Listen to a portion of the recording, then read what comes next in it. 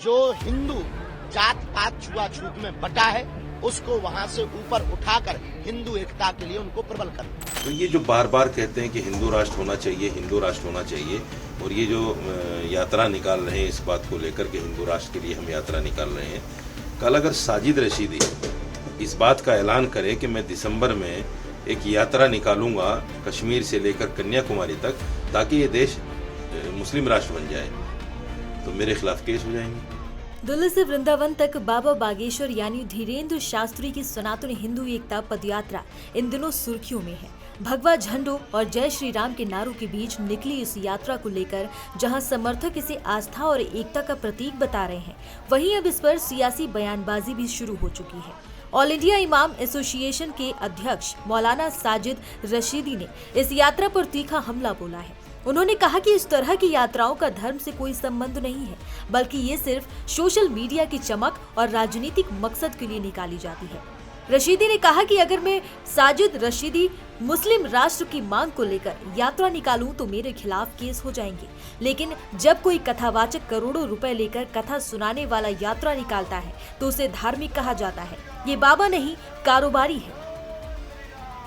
मौलाना यही नहीं रुके, उन्होंने बाबा बागेश्वर पर निशाना साधते हुए कहा कि जो व्यक्ति महिलाओं पर विवादित बातें करता हो वो धार्मिक नहीं हो सकता। उन्होंने तंज कसते हुए कहा कि बाबा की पदयात्रा में 300 नहीं बल्कि मुश्किल से 30 लोग होंगे और जो मुस्लिम इसमें शामिल हैं वो असली मुसलमान नहीं बल्कि राष्ट्रीय मुस्लिम मंच से जुड़े लोग हैं। रशीदी ने और क्या कुछ कहा वो भी सुनिए। ये जो पदयात्रा निकाली जा रही है इस पर आपका क्या कहना है, कैसे देखते हैं इस पदयात्रा को? देखिए, ये जो यात्राएं होती हैं इन यात्राओं का धर्म से कोई संबंध नहीं होता। ये सोशल मीडिया और मीडिया पर चमकने के लिए इस तरह की यात्राएं निकाली जाती हैं। सरकार का संरक्षण है और उसमें बड़ी बात यह है कि जो कहते हैं कि साहब हिंदू राष्ट्र होना चाहिए देश, हिंदू राष्ट्र की पराकाष्ठा उनके मन में है और वो चाहते हैं कि हिंदू राष्ट्र हो जाए। मेरी एक बात समझ में नहीं आती कि सिमी जैसी तंजीम को इसलिए बैन किया गया क्योंकि वो मुस्लिम राष्ट्र चाहते थे। आज बागेश्वर के ये जो धीरेन्द्र शास्त्री हैं, मैं तो इनको बाबा नहीं कहता क्योंकि बाबा नहीं है और बाबा जैसे गुण भी इनके अंदर नहीं है। तो ये जो बार बार कहते हैं कि हिंदू राष्ट्र होना चाहिए, हिंदू राष्ट्र होना चाहिए, और ये जो यात्रा निकाल रहे हैं इस बात को लेकर के हिंदू राष्ट्र के लिए हम यात्रा निकाल रहे हैं, कल अगर साजिद रशीदी इस बात का ऐलान करे कि मैं दिसंबर में एक यात्रा निकालूंगा कश्मीर से लेकर कन्याकुमारी तक ताकि ये देश मुस्लिम राष्ट्र बन जाए, तो मेरे खिलाफ केस हो जाएंगे। मैं चूंकि मुस्लिम हूं, मेरी भी ये चाहत है कि ये देश मुस्लिम राष्ट्र हो जाए। जब एक हिंदू ये चाह सकता है कि ये हिंदू राष्ट्र हो, तो मुसलमान क्यों नहीं चाह सकता है कि मुस्लिम राष्ट्र हो? सिख क्यों नहीं चाह सकता है ये सिख राष्ट्र हो? बुद्धिस्ट क्यों नहीं चाहता है कि बुद्धिस्ट राष्ट्र हो? क्यों नहीं चाह सकता? क्या सिर्फ हिंदुओं को अधिकार है इसको हिंदू राष्ट्र बनाने का? लेकिन एक सवाल ये भी है कि इस सनातन हिंदू एकता पदयात्रा में 300 के करीब जो मुस्लिम लोग हैं वो भी शामिल हो रहे हैं, तो उनको आप किस तरह से, जो लोग यात्रा में शामिल हो रहे हैं मुस्लिम समुदाय से हैं, उन्हें किस तरह से देख रहे हैं? देखिए, एक तो ये झूठ है कि 300 होंगे। 30 को 300 कहना आसान है, या 3 को भी 300 कहना आसान है। दूसरे ये है जो लोग शामिल हो रहे हैं इसमें वो राष्ट्रीय मुस्लिम मंच के लोग हैं जो न हिंदू है न मुसलमान है, उनका कोई धर्म से लेना देना नहीं है। वो तो बीजेपी की जो बड़े लोग हैं, नेता हैं, वो खुद कहते हैं कि हम तो इनको हिंदू ही नहीं मानते, क्योंकि ये भी वही बातें करते हैं जो हम करते हैं। सवाल ये है कि ये जो यात्रा है, इस यात्रा को सरकार को संरक्षण नहीं देना चाहिए। सरकार को चाहिए कि इस तरह की यात्राएं न हों देश में, क्योंकि फिर दूसरे धर्म के लोग भी यात्राएं निकालना शुरू करेंगे, उन पर फिर आप लाठीबाजी करेंगे। आप इस यात्रा को किस नजरिए से देख रहे हैं? धार्मिक है, सामाजिक है या फिर राजनीतिक है? राजनीतिक है। धर्म से इसका क्या लेने देना? धीरेन्द्र शास्त्री धार्मिक आदमी तो है ही नहीं, इसको धर्मगुरु को तो कहा ही नहीं जा सकता, क्योंकि ये तो एक कथावाचक है। कथावाचक जो है, जो 15-20 लाख रुपए लेके कथा सुनाता है, वो धार्मिक कैसे हो सकता है? धार्मिक आदमी तो वो होता है जो बिना पैसे के निस्वार्थ बिल्कुल जो है धर्म का काम करे, धर्म की बातों को आगे पहुंचाए। जैसे वो अभी जिनका देहांत हुआ बाबा का, वो नाम मेरे जहन से निकल रहा है, वो बिल्कुल निस्वार्थ थे, वो धर्म का काम करते थे। तो ये आदमी पूरा का पूरा एक तरह से अगर कहिए कि बाकायदा क्या बोलते हैं उसको, कारोबारी आदमी है।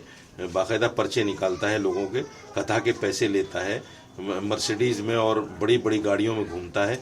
बाबा लोग तो मोह माया से दूर रहते हैं। बाबा बागेश्वर का यह भी कहना है कि ये यात्रा नहीं है, वैचारिक क्रांति है और इसमें सबकी भागीदारी जो है वो भी होनी चाहिए। नहीं, वैचारिक क्रांति लाने के लिए क्या बाबा बागेश्वर धीरेन्द्र शास्त्री को चुना जाएगा? उसके खुद के विचार ठीक नहीं है। जो आदमी ये कहे कि खाली मांग अगर देखो तो औरत को खाली प्लाट समझो, जिसकी मांग में सिंदूर नहीं है उसको खाली प्लाट समझो। जो आदमी इस तरह की बातें करता हो वो वैचारिक हो सकता है या वो धार्मिक हो सकता है? दूसरी बात यह है कि अभी वो बच्चा है, 40 साल के बाद परिपक्व होता है आदमी। 40 साल के बाद सोचता है फिर कि मुझे क्या कहना है क्या नहीं कहना है। 40 साल से पहले तो उठपटांग बोलता है, जैसे ये बोलता है, जिस तरह की बातें ये करता है। जो पदयात्रा के संकल्प हैं उनकी अगर बात करें तो उनमें जिक्र है, अगर मुख्य रूप से बात करें तो यमुना माता का शुद्धिकरण हो, भारत हिंदू राष्ट्र घोषित हो, गौ माता को राष्ट्र माता घोषित किया जाए और अवैध धर्मांतरण और लव जिहाद पर लगाम लगे। इस तरह के जो संकल्प है वो भी पदयात्रा में का जिक्र जो है वो हो रहा है। तो ये जो संकल्प है इस पर आपका क्या कहना है? ये देश हिंदू राष्ट्र कब बनेगा मेरी समझ में नहीं आ रहा है। प्रधानमंत्री से लेकर चपरासी तक तो हिंदू हैं सारे, और इस देश को हिंदू राष्ट्र बनाने की बात हो रही है। मुसलमान कोई प्रधानमंत्री है इसमें? मुसलमान कोई मुख्यमंत्री है इसमें? मुसलमान कोई उप मुख्यमंत्री है? तो फिर हिंदू राष्ट्र किसे कहते हैं? अगर आप राम राज्य की कल्पना करते हो तो ये तो राम राज्य नहीं हो सकता। जिस तरह की कल्पना आपकी है, जिस तरह की सोच आपकी है कि साहब मुसलमान इस देश में नहीं होना चाहिए, या ईसाई इस देश में नहीं होना चाहिए, सिख नहीं होने चाहिए, बुद्धिस्ट नहीं होने चाहिए, ये तो राम राज्य की कल्पना है ही नहीं। तो आपकी जो कल्पना है, आप जो सोचते हैं, इसको हिंदू देश बनाना चाहते हैं। और मैं ये कहना चाहता हूं कि जिन लोगों की हिंदू देश बनाने की इसको सोच है वो जरा नेपाल का हश्र देख लें, श्रीलंका का हश्र देख लें। हम भी इसको मुस्लिम राष्ट्र बनाने की बात इसलिए नहीं करते क्योंकि हम भी जानते हैं पाकिस्तान का क्या हाल है, हम भी जानते हैं बांग्लादेश का क्या हाल है। इसलिए जो लोग हिंदू राष्ट्र बनाने की बात करते हैं उनको नेपाल सोचना चाहिए। अगर फिर भी नहीं मानेंगे तो जो नेपाल में हुआ वो यहाँ भी होगा। क्या आपको लगता है कि धार्मिक आयोजन को लेकर सरकार को एक नीति बनानी चाहिए, और अगर वो नीति बने तो फिर वो क्या होनी चाहिए? दरअसल सरकार जो है, सरकार वोट बैंक के लिए इन तमाम चीजों को खामोशी के साथ देखती है। वोट बैंक सरकार का यही है। हालांकि इससे जो नफरत फैलती है, इससे जो समाज के अंदर तनाव पैदा होता है वो बड़ा घातक है।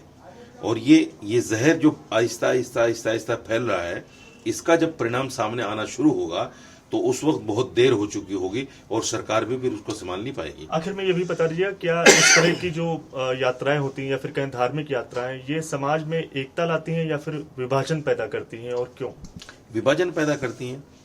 इनका उद्देश्य अच्छा नहीं है। जो लोग इस तरह की यात्राएं निकालते हैं उनकी सोच अच्छी नहीं है। अगर सोच अच्छी हो तो यात्राओं का परिणाम भी अच्छा होता है। यहाँ सोच अच्छी है ही नहीं। यहाँ तो सिर्फ एक पर्टिकुलर पार्टी को या पर्टिकुलर समाज को बढ़ावा देने की बात है, दूसरे समाज को नीचा दिखाने की बात है।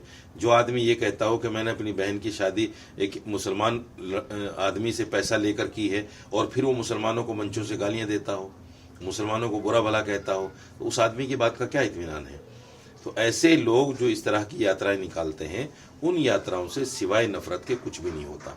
अगर ये यात्रा इस तरह से सरकार ने रोकने का काम नहीं किया तो आप देखिएगा आने वाले वक्त में फिर मुसलमान भी खड़े होंगे कि हम यात्रा मुस्लिम राष्ट्र के लिए निकालेंगे, सिख भी खड़े होंगे कि हम सिख राष्ट्र के लिए निकालेंगे, बुद्धिस्ट भी खड़े होंगे कि हम बुद्धिस्ट राष्ट्र के लिए निकालेंगे। तो आप लोग क्या निकालेंगे यात्रा की? जिस तरह से ये यात्रा निकाली जा रही है, दिल्ली से लेकर वृंदावन तक बाबा बागेश्वर निकाल रहे हैं, तो आपकी तरफ से, मुस्लिम समुदाय की तरफ से भी इस तरह की यात्रा क्या आने वाले दिनों में निकाली जा सकती है? नहीं, देखिए, हम इस इंतजार में हैं कि इस देश को ना तोड़ा जाए तो अच्छा है। बाबरी मस्जिद जैसा फैसला मुसलमान ने कबूल किया है और खामोश रहा है और आज भी खामोश है। लेकिन ये जो बाबा हैं, जितने भी बाबा, अपने धर्म संसद देखे होंगे, हरिद्वार का धर्म संसद, दिल्ली का धर्म संसद, जिस तरह से स्टेज से इन धर्म गुरुओं ने गालियां दी हैं मुसलमानों को, मलेच्छ, विधर्मी, इनसे कारोबार मत करो, इनसे दुकान किराए पर न दो, मकान किराए, ये सारी चीजें मुसलमान देख रहा है। लेकिन कब तक देखेगा? एक वक्त होता है, सब्र की एक इंतहा होती है। यकीनी तौर पर अगर ये धीरेन्द्र शास्त्री इस बात के लिए नहीं माने कि बार बार हिंदू राष्ट्र की रट लगाएंगे, तो फिर हमें भी मजबूर होना पड़ेगा इस बात के सोचने के लिए कि इसको हम मुस्लिम राष्ट्र बनाने के लिए यात्रा निकालें कि या हम भी एक बड़ी प्रेस कॉन्फ्रेंस करके ऐलान करें कि भाई ये मुस्लिम राष्ट्र होना चाहिए, और फिर विभाजन के रास्ते बिल्कुल यकीनी तौर पर तय हो जाएंगे। हम नहीं चाहते कि देश का दोबारा विभाजन हो, क्योंकि 1947 को अभी तक हम भूले नहीं हैं, हमारे दिल में अभी भी जख्म है। पाकिस्तान अलग हुआ इसलिए नहीं कि पाकिस्तान अलग हो गया, इसलिए कि उसमें जो लाखों लोगों का कत्लेआम हुआ वो तमाम लोगों के लिए बड़ा दुखदायक है। बाबा की ये यात्रा 7 नवंबर को दिल्ली के इंद्रप्रस्थ से शुरू हुई और 16 नवंबर को मथुरा वृंदावन पहुंचेगी। ये दिल्ली, हरियाणा और उत्तर प्रदेश के 422 से ज्यादा इलाकों से होकर गुजरेगी। धीरेन्द्र शास्त्री का दावा है कि 10 दिनों में करीब 2 लाख लोग इस यात्रा में शामिल होंगे और ये संदेश 5 करोड़ लोगों तक पहुंचेगा। लेकिन मौलाना रशीदी ने चेतावनी देते हुए ये कहा कि अगर हिंदू राष्ट्र की बात ऐसे ही जारी रही तो मुसलमानों को भी मुस्लिम राष्ट्र के बारे में सोचना पड़ेगा। उन्होंने कहा कि जो लोग भारत को हिंदू राष्ट्र बनाना चाहते हैं वो नेपाल और श्रीलंका का हाल देख लें, वरना वही अंजाम यहाँ भी होगा। सामाजिक समरसता और हिंदू एकता के लिए यह पदयात्रा है। देश में हिंदू एक हो रहा, सड़कों पर आ रहा। निश्चित रूप से भारत हिंदू राष्ट्र होकर के रहेगा। जब तक भारत हिंदू राष्ट्र नहीं होगा हम तब तक चलते रहेंगे, पैदल चलते रहेंगे, रुकेंगे तब जब भारत हिंदू राष्ट्र हो जाए। ये सब बागेश्वर धाम के पागल हैं। हम नेता नहीं है कि ये जनता है, ये सब हमारे परिवार के सदस्य हैं।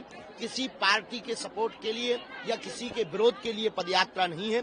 हिंदुओं की एकता के लिए और बांके बिहारी के मिलन के लिए पदयात्रा है। जो हिंदू जात पात छुआछूत में बटा है उसको वहां से ऊपर उठाकर हिंदू एकता के लिए उनको प्रबल करना। अब सवाल ये है कि बाबा बागेश्वर की ये यात्रा सच में धर्म और पर्यावरण के लिए है या फिर धीरे धीरे सियासत के रंग में रंगती जा रही है। एक तरफ बाबा के समर्थक इसे सनातन एकता की पुकार बता रहे हैं, तो दूसरी तरफ मौलाना के बयान ने इस पदयात्रा को राजनीतिक बहस के केंद्र में ला दिया है। दिल्ली से मथुरा का रास्ता भले सीधा हो, लेकिन इस यात्रा के मायने अब आस्था और राजनीति के बीच उलझते ही नजर आ रहे हैं।